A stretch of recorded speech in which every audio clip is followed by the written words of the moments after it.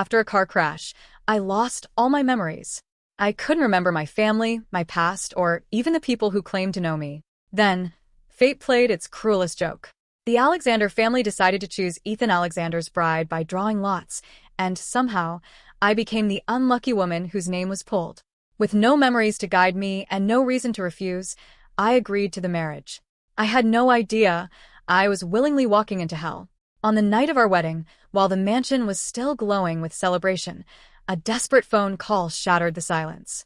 A maid from the Alexander family had been assaulted at a nearby hotel. Unable to endure the humiliation, she leaped from the rooftop and ended her life. When Ethan received the news, his expression didn't change in the slightest. He simply glanced at the phone, ended the call, and placed it back on the nightstand. Without a trace of hesitation, he turned to me and continued our wedding night as though nothing had happened. At the time, I mistook his coldness for composure. Only later did I realize it was cruelty. For a while, our marriage appeared peaceful. At least, that was the illusion. Everything shattered the day I went into labor. The pain ripped through my body in relentless waves, each contraction stealing another breath. Instead of helping me, Ethan tied me to a chair. The rough rope spit into my wrists as blood trickled down my skin. I stared at him in disbelief, my face pale from pain. He crouched before me, his eyes filled with nothing but disgust. "So," he said with a mocking laugh, "you're still pretending to have amnesia?" His fingers clamped around my chin with enough force to leave bruises. "You staged the accident. You tricked everyone into believing you'd lost your memory. You forced your way into the Alexander family. And you framed Vanessa Simmons, ruining her reputation."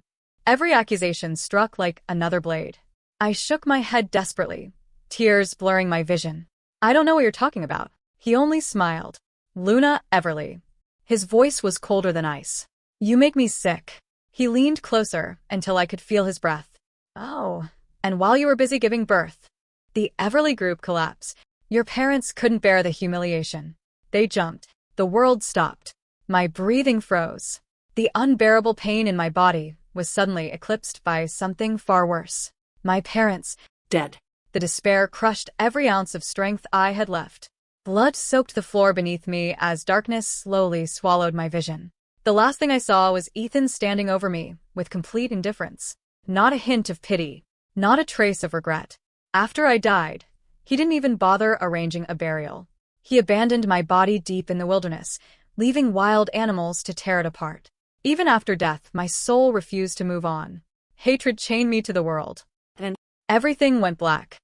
I opened my eyes with a sharp gasp. The familiar smell of disinfectant filled my lungs. Bright sunlight streamed through spotless hospital windows. Machines beeped softly beside my bed. I was alive. My trembling hands instinctively touched my face before looking around the room. This place. It was the very hospital where I had awakened after the car accident. The beginning of my nightmare. Before I could gather my thoughts, the door opened. Mrs. Alexander walked inside wearing her usual elegant smile. She pulled a chair beside my bed and spoke warmly, as though we were family. "Luna, you and Ethan have argued since you were children." She laughed softly. "You two are perfect for each other." Perfect? The words nearly made me laugh. Without saying anything, I pulled back my blanket.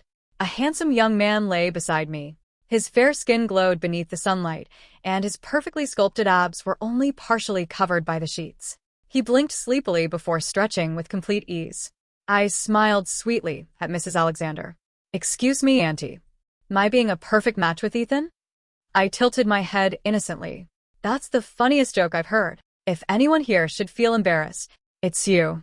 Mrs. Alexander's smile instantly froze. Her eyes widened as they landed on the shirtless man beside me.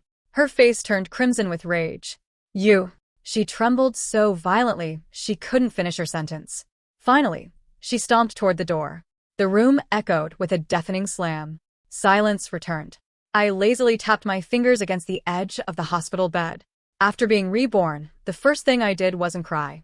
It wasn't seek revenge. It was asking my assistant to hire a professional male model. The young man flashed me a playful wink. "Relax, boss.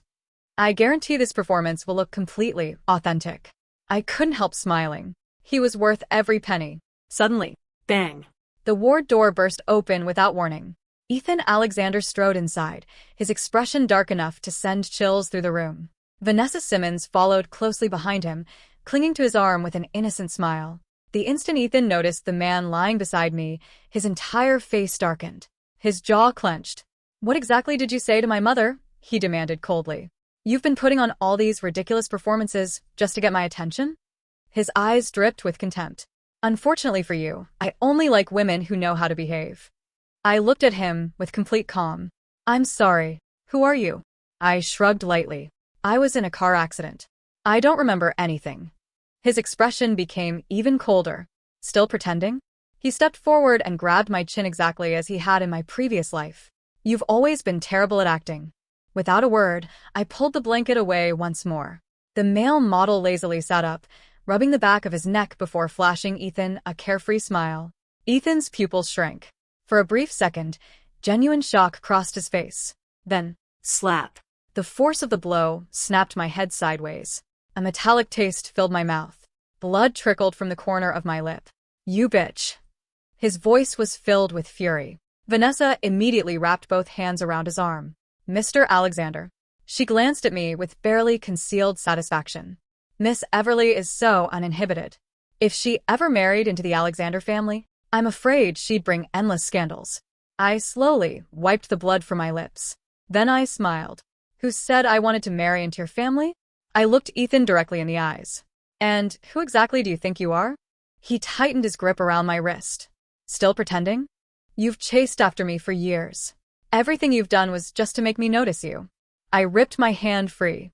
Every word I spoke was sharp enough to cut. "I will never marry you."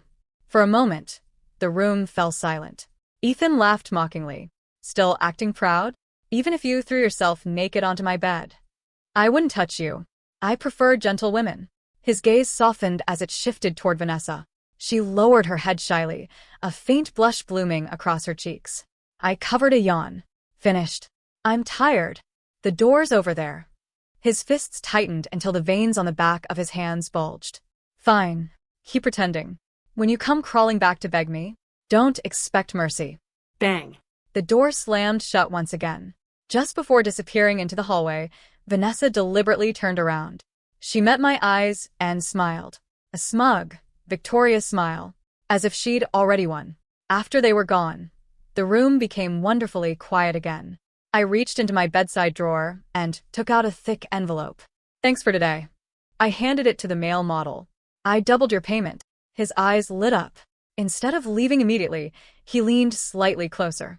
Standing nearly 190 centimeters tall, he naturally cast a long shadow across the bed. Despite his imposing height, his smile remained warm and respectful. "Ms. Everly, if you ever need another performance, just give me a call. I'll be there." After he left, the ward finally became silent. I slowly leaned back against the pillows. Golden sunlight poured through the windows, warming my face. The sharp scent of disinfectant still lingered in the air. For the first time, it smelled like hope. In my previous life, this very hospital room had witnessed my greatest mistake. While suffering from memory loss, I signed the marriage agreement with Ethan. Not only that, I personally transferred my shares in Everly Group into his hands. I had handed him the knife he later used to destroy my family. This time, I would never repeat that mistake. My phone suddenly vibrated. The screen displayed one word. "Mom." I answered immediately. "Luna." My mother's cautious voice came through the speaker. "The Foster family from Sterling Heights came to visit today. They're hoping to form a marriage alliance with our family," my mother said gently over the phone. "Luna, would you consider giving it some thought?" My grip tightened around the phone. Those exact words. In my previous life, she'd asked me the very same question. Back then, I'd rejected the proposal without a second thought. She let out a soft sigh. "I know you've always been obsessed with that Alexander boy, but arranged marriages don't always end badly. I just want you to marry someone who'll cherish you." A helpless laugh escaped my lips. "Who told you I liked Ethan?" There was silence on the other end. "I was only competing with him because of business," I continued calmly. "That's all it ever was." My mother seemed genuinely stunned. "Really? I'll accept the Foster family's proposal." The words came out steady and without hesitation. "They're disciplined, honorable, and respectable. They're the most suitable family. The change in my mother's tone was immediate. That's wonderful, she exclaimed, unable to hide her excitement. The eldest son of the Foster family may be a little reserved, but he's still 100 times better than that Alexander brat. I'll tell your father right away. After ending the call, I quietly stared at the white hospital ceiling. The Foster family, choosing them wasn't simply about avoiding Ethan. It was because, in my previous life, when the Everly Group had been crushed under the Alexander family's relentless pressure, every so-called friend and business partner abandoned us. Only the Foster family remained. Despite risking their own interests, they had stood firmly beside us until the very end. I owed them that trust. And this time, I intended to repay it. A few days later, before my mother's birthday, I attended one of Southvale's most prestigious charity auctions alone. Crystal chandeliers illuminated the grand ballroom, while elegantly dressed guests mingled beneath the soft glow of golden lights. The moment I stepped inside, I spotted two familiar figures. Ethan stood confidently among the crowd with one arm wrapped possessively around Vanessa's slender waist. The two looked inseparable. Vanessa's gaze swept over my tailored limited edition suit. For the briefest moment, envy flashed through her eyes before she masked it with a smile. Ethan noticed me almost immediately. One eyebrow lifted. What a coincidence, he drawled. Or are you following me again? I barely spared him a glance. Don't flatter yourself. It's just an unfortunate coincidence. I turned to leave. Before I could take another step, his hand closed around my wrist. Enough with these little games. He leaned closer, lowering his voice. You think acting hard to get will make me interested? I smoothly pulled my hand free. Mr. Alexander. I smiled politely. You're giving yourself far too much credit. His expression darkened. The auction officially began moments later. As item after item appeared on stage, I casually raised my paddle whenever something caught my interest. Every single time, Vanessa followed. Without exception. She deliberately bid against me, a smug smile lingering on her lips. Whenever her budget reached its limit, Ethan calmly stepped in. 5 million. His voice echoed across the hall. He glanced toward me with open provocation. Miss Everly, care to continue? Murmurs immediately spread throughout the audience. Everyone knew the antique porcelain vase was worth less than 2 million. Only a fool would continue bidding. I quietly placed my paddle on the table. I'm no fool. Standing gracefully, I prepared to leave. My phone vibrated. A new message appeared. If you want to become Mrs. Alexander, learn to be humble first. Right now, you're not even qualified to be my mistress. I stared at the message for exactly 2 seconds. Then I calmly blocked the number. Some people simply weren't worth another second of my attention. 3 days later, fate seemed determined to keep throwing Ethan into my path. This time, we met inside one of Southvale's luxury shopping malls. I had just picked up a pair of limited edition designer heels I'd pre-ordered months earlier. Vanessa's eyes immediately lit up. She couldn't hide her desire. Ethan noticed. Wrapping an arm around her shoulders, he spoke indulgently. Do you like them? I'll buy them for you. The sales associate offered an apologetic smile. I'm terribly sorry, sir. That pair is a limited edition release. Miss Everly placed her pre-order 3 months ago. It's the only pair available in the entire city, I added calmly. Ethan's face hardened. I want those shoes. His tone left no room for discussion. I placed my black card onto the counter with a soft tap. First come, first served. I looked directly at him. Surely Mr. Alexander understands basic manners. His hand shot out once again, gripping my wrist with enough force to bruise. Luna. His voice dropped dangerously low. Are you determined to fight me over everything? The more you act like this, the more pitiful you become. If you want to marry me, just admit it. Why keep playing these childish games? I forcefully pulled my hand away. You've misunderstood. I truly don't care about you. Turning back toward the sales associate, I smiled. Please wrap them. I'll take them. The poor clerk hesitated nervously, glancing between us. Ethan's expression turned frighteningly cold. Vanessa hurriedly tugged on his sleeve. Ethan. It's okay. I don't need them. Before anyone could react, Ethan snatched the shoebox straight from the clerk's hands. His voice rang confidently through the boutique. In Southvale. There's nothing I can't obtain. With that, he walked away, Vanessa following obediently at his side. He never looked back. The following morning, an exquisitely wrapped gift box sat neatly on my office desk. No sender. No note. Curious, I untied the ribbon. The instant the lid lifted, a heavy metallic smell flooded the room. I instinctively frowned. Inside lay the pair of red designer heels. Dark reddish stains covered the leather. Several strands of long hair were tangled around the heels. My stomach lurched. At that exact moment, my phone buzzed. A message from Vanessa appeared. Ms. Everly, after thinking about it, I realized I couldn't keep something that wasn't mine. I'm returning the shoes to you. Sorry they got a little dirty after Ethan and I danced together all night. Disgust washed over me. Without the slightest hesitation, I carried the entire box to the trash bin and threw it away. Some things became worthless the moment they were touched. Seconds later, another notification appeared. This time, it was from my mother. Luna, the Foster family's betrothal gifts are unbelievable. Curious, I opened the attached list. My breathing stopped. Jewelry, ancient paintings, private properties, rare antiques, company shares. The total value could easily purchase 3 entire Everly groups. Even I was left speechless. The Foster family had always been quiet and low profile. Yet for this engagement, they spared no expense. Every treasure on that list reflected one thing: absolute sincerity. For the first time since returning to the past, I felt I had truly made the right choice. That evening, Southvale's annual business gala was held at the city's most luxurious hotel. The ballroom shimmered beneath crystal chandeliers as the city's elite gathered together. I chatted casually with several young businesswomen, the atmosphere light and relaxed. Suddenly, the grand doors swung open. Every conversation came to an abrupt stop. Vanessa entered with her chin held high.